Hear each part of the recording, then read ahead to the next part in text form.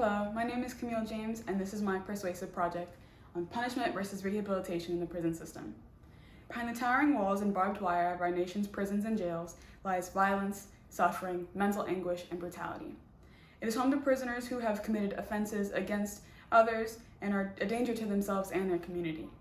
The tough on crime mindset has led lawmakers and citizens alike to agree that locking these offenders away and subjecting them to strict punishment for their crimes is the best deterrent for future offending and reoffending. Being on the outside, citizens can disassociate themselves to some extent to the violence of crime and its perpetuation by guards and prisoners alike within the jail system. But what about the prisoners? Why is it that most people wouldn't give them a second thought or even bat an eye to how they feel about the violence they're being subjected to? For centuries, we've treated incarceration as a tool for vengeance, a gavel meant to finalize and punish rather than heal the wound created by crime. Imagine a justice system that lives up to its name, that pursues justice in favor of victims, but also the perpetrators, not just locking people away, but unlocking their ability to change. It's time to shift our focus from retribution to rehabilitation, not only because it's more humane and proportionate to crime, but because it's more effective for the individual and society. Violence only breeds more violence, and in a society striving for progress, clinging to punishment and over-restoration is not only outdated, it's counterproductive. President Barack Obama once said, "The United States is home to 5% of the world's population, but 25% of the world's prisoners." While the statement was made in a 2015 speech, the numbers don't lie and have only increased over the years.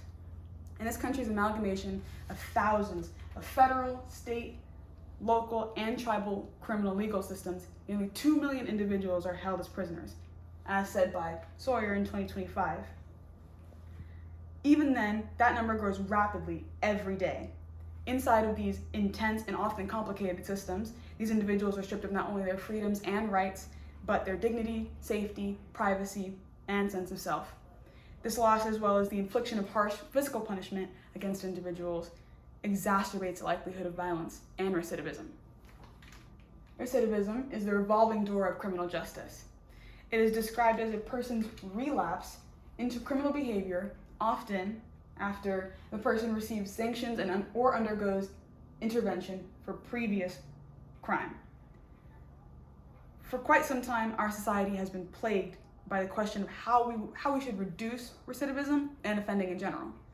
The tough on crime mindset was a loud and direct answer to this question following the 1970s, following the social movement of the 1960s and 70s, in which legitimacy and fairness of law were constantly called into question. During a time of racial and sex disparity, minorities held the belief that it was the people's moral responsibility to obey just laws and defy unjust ones, as Martin Luther King said in his letter from a Birmingham jail in 1963.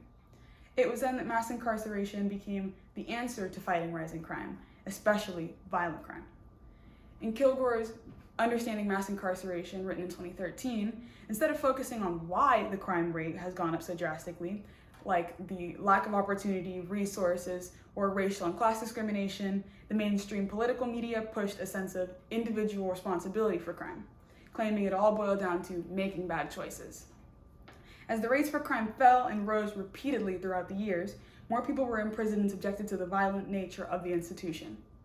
But what happens when you take all of the murderers, gang members, drug dealers, and users, mentally ill, and even just the unfortunate, and pile them all into a little box and lock them away from the rest of civilization?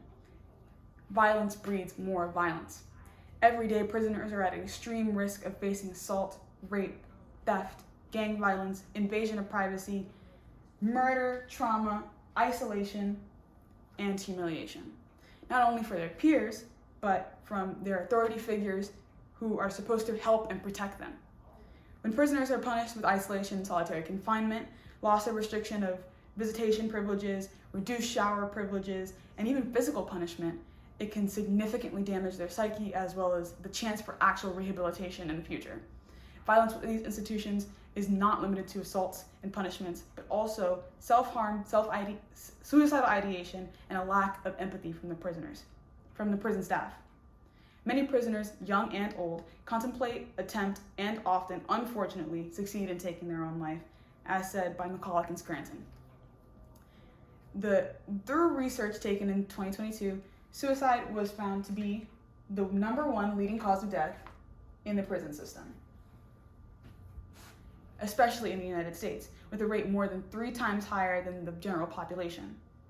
Now, all the complexities of this system have been brought out to light. The question we should be asking ourselves is, how can we make it better? Not only for the prisoners, apart from the system, but society and outside as well. How can we get individuals in prison and jails to strive for desistance, or the process of individuals ceasing engagement in criminal activity, as said by the National Institute for Justice?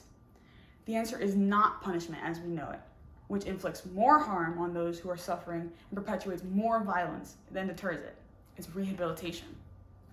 Rehabilitation has always been the written goal of prisons and jails across the country, but so many fail to get them past the grip of harsh punishment. Many believe that fully punishing a prisoner for a crime committed and keeping him from society is the best way to deal with violent offenders. But the rise in suicide and violence rates within the institution say otherwise. As advocates for rehabilitation over punishment continue to make the plight of prisoners very loud and clear all across the world, some bureaus and prisons are finally working toward less hostile and violent means of operation. It was research from the 1980s and 1990s that showed rehabilitation programs could be effective in lowering recidivism rates, and that criticisms began to die down and people began accepting the idea.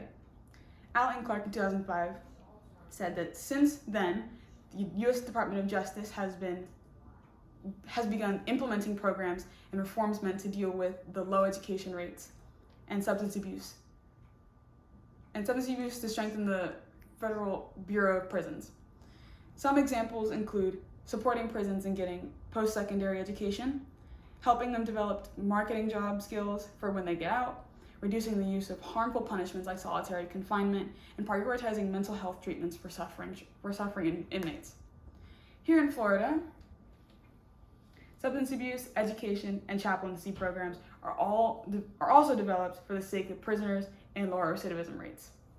These services would be beneficial to guards and people on the outside as well, as they would bring in volunteers and create a safer and less combative environment for all, as said by the FDC. Human beings are complex creatures capable of inflicting violence and suffering in the most unimaginable ways. We are also capable of great ability for growth, learning, and positive change. Although it may take some time, rehabilitation efforts can truly bring out the good in people and make them see the error in their ways through proper reform program support. It is cheaper, more compassionate, and effective than harsh punishments running our prisons and jails today. Supporting these programs by learning more about them, donating, and even volunteering can make a significant difference in the lives of a prisoner and a positive impact in society as a whole. Thank you so much, and I really, really appreciate you for listening today. Have a good one.